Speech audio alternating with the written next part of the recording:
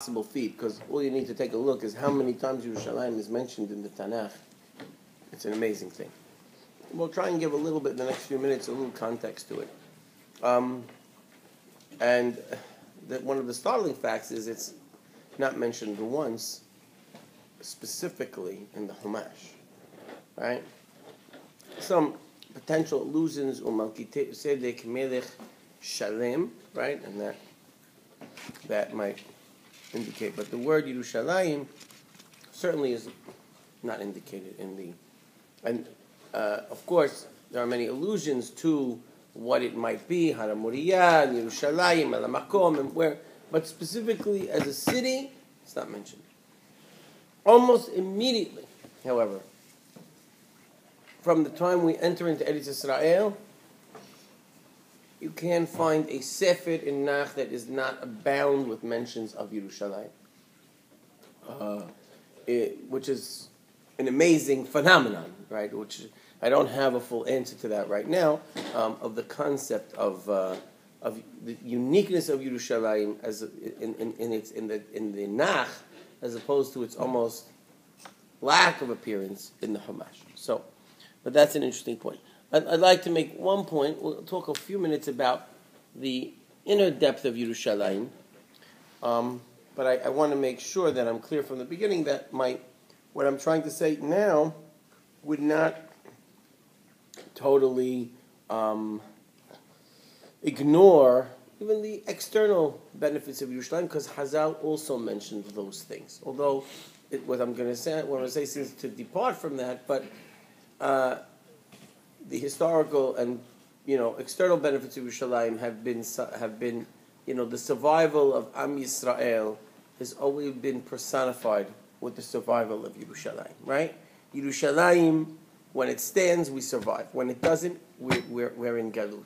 At the end of the day, even historically, in first and second temple periods, many areas of Yisrael were destroyed before the Hurban of Yerushalayim. Right? The entire Galilee was obliterated. The whole Galilee and most of Eretz Israel before 70 was destroyed.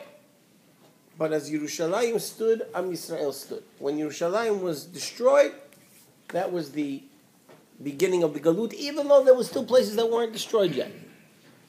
Even though there were still pockets in the south of resistance, the war was over. It was considered over historically. So, and therefore Tisha B'Av becomes the beginning of its destruction, because it's the symbolism of destruction of Yerushalayim. So it's very important, and even in modern times, as I mentioned to you, if you just look through the details of the 6-Day War, anyone, which is what we're commemorating this day, and even though I'm going into Tanakh, I have to mention it because that's what we're talking about. Anybody cannot ignore the absolute and total miraculous events that happened on that day. And I would encourage anybody to just you have 10 to 15 minutes today. Today you can go, I was going to say read a book, but today it's all easy. You just go online. Just read a play-by-play, 5-10 minutes history of the events of the 6th day. I think just go over and take some time and read it. Just probably Google 6-Day War events and read it, and you will, how. He was in the 6th-Day War, yeah. Right, and it's shocking to see how the victory was total, astounding, and literally miraculous. But now we're going backwards. I want to talk a little bit about what I think Yerushalayim represented to us in the Neviim. Yerushalayim was first established by David HaMelech within 7 to 7.5 years into his Malchut. Right? The Gemara is not sure whether to take that half year, whatever it is, but and once he captures Yerushalayim, he transfers his capital city to Yerushalayim, immediately. Now that didn't go well with members of the first capital city, which was Hebron, right? And therefore you had this become this rivalry between Hebron and Yerushalayim. And what each city represents is interesting. But I want to talk about for a minute is what was the symbol of revolution that Avshalom uses this fact to revolt against his father. And when he does something, how does he launch his revolution? Does anyone know what is the act that he launches the revolution? He goes back to Hebron and he launches his revolution by doing something unique. So, what? No, that's already in Yerushalayim. That's already in Yerushalayim, but when he is launching his revolution and he goes back to Hebron, okay, I'll read to you quickly. What he does is interesting.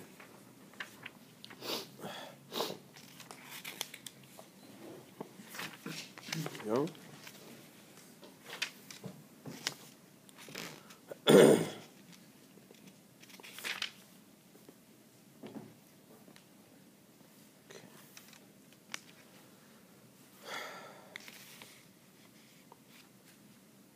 Right? So Absalom, after he has a little battle, and they try and make up, and Absalom decides, I have nidarim, I have to go fulfill them in Hebron. וישלח אבשלום מרגלים חושב לאמור כשמעכם את כל שופר ויאמר מלך אבשלום בחברון ולאבשלום הלכו 200 איש, plans to start his rebellion in Hebron. And he says like this, וישלח אבשלום את החית הגילוני יוצא מגילו בזבחות הזבחים והיה קשר אמיץ והעם הולך ורב את אבשלום. Now he starts this rebellion in Absalom, but in Hebron. Our Hachamim say something interesting. What did he do? What did he start in Hebron that became to the beginning of the revolution against David and eventually really against his moving to Yerushalayim? He opened Batei Din. Strange thing. He opened Jewish courts. He opened Jewish courts in Hebron, and that would challenge the authority of Yerushalayim. And he says, and the Gemara says, he would take people that his father judged one way, and he would rejudge it. It was as he judged you l'chovah, and I would do it for zichut. Well, what is that? That's a bizarre way to start a revolution, but not if they understood something of what Yerushalayim stood for. When the Nevi speaks about Yerushalayim and his choosing of and the choosing of Yerushalayim in Melachim Bet and throughout, but I'm going to read Melachim Bet Perek Kaf Aleph. No, I'm sorry, Melachim Aleph Perek Kaf Aleph.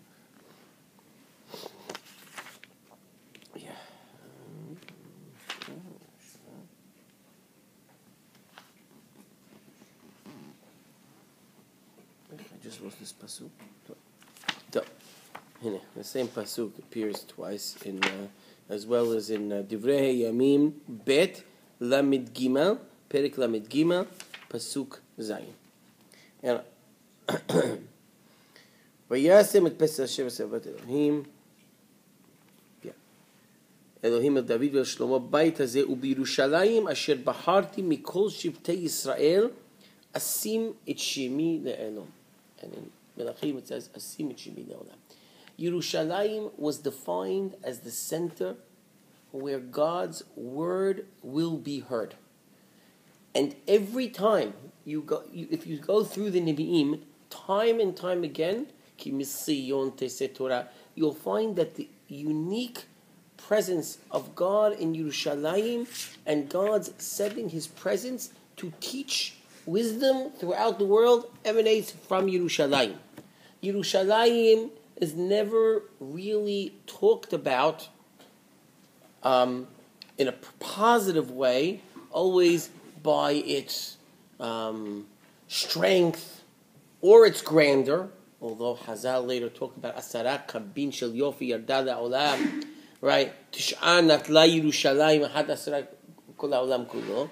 There are 10 measures of beauty going down to Yerushalayim, going down to the world. 9 took Yerushalayim, 1 the rest of the world, and that's important to understand. But I think that subjugates itself to something else. That Yerushalayim personifies the city of wisdom, right? And there's no fitting more attempt to rebel against that city of wisdom than to attempt to that the wisdom should emanate somewhere else. In other words, that becomes the way you attack a city of Yerushalayim is by delegitimizing the wisdom that emanates from it. Hence, Avshalom's rebellion begins that the wisdom should come from somewhere else, from another city, from a rival city. Yerushalayim is the city where God's word emanates from, and the wisdom of God emanates from that. Right?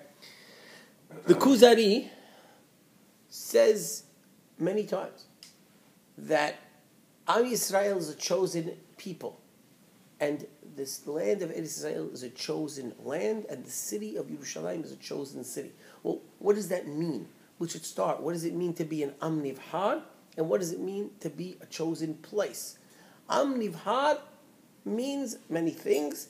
It's not what a lot of people think we're better than everybody else. It means that we are the people that will demonstrate God's Torah to the world. That we are the people that when they look at us, they say, Rak am hacham v'navon hagoy hagadol hazeh. Such a wise people. We represent the wisdom of God to the world. Similarly, Eretz Israel, and especially Yerushalayim, becomes the chosen place where God's wisdom, God's justice emanates from. It becomes the chosen place, and therefore, it becomes the place where that represents, as Rabbi Levi says, the center of wisdom. Rabbi Levi's opinion is Nevuah can only take place, prophecy can only take place in the land of Israel. And he says, in the land of Israel, when the Bet HaMikdash is settled in Yerushalayim, the land of Israel in itself is dependent on Yerushalayim being ascendant. We cannot, and this is not political, we cannot, there is no concept of Am Yisrael, Be'eretz Yisrael, without the center of it being Yerushalayim. It doesn't exist in Jewish thought. Not since David captured it does it exist. Of course, before that it existed, but after that it never existed in our history. And literally, almost immediately upon its capture, David immediately goes there. Now, there is no commandment in the Torah that says that it has to be. But that is the whole structure, because it is Yerushalayim that has to become the center and source of justice and wisdom. And that's what the Neviim are talking about. And when Rabbi Yehuda mentions that, that becomes its reason to exist. And we cannot exist without Yerushalayim. Because that Chokhmat Hashem, Emekim Misiyon Teseh Torah. From Sion is the essence of its wisdom. We'll continue further, but I just want to close with one point that, because I don't want to leave the point out, that Yerushalayim is a center, is a city of beauty. I always tell my wife, wherever any city we went, go visit cities, and there's some beautiful cities in the world.